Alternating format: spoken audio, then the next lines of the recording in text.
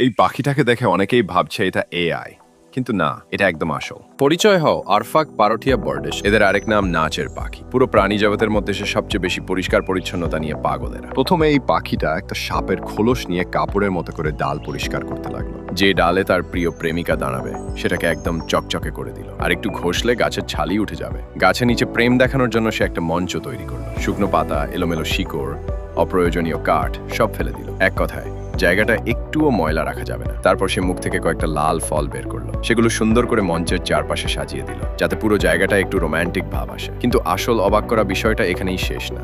সব প্রস্তুতি শেষ। মেয়ে পাখি আসার আগেই সে নিজের প্রেমের নাচের রিহার্সাল শুরু করলো। তার অদ্ভুত নাচ খুব তাড়াতাড়ি একটা মেয়ে পাখিকে টেনে আনলো। নাচটা বন্ধ রেখে প্রথমে মেয়ে পাখিটার কাছে স্বাগতম জানালো, যেমন সিনেমায় অনেক নায়ক নিজের প্রেমিকার জন্য মাথা নিচু করে। আমাদের নায়ক তো প্রায় হাঁটু গেড়ে বসেই পড়ছিল।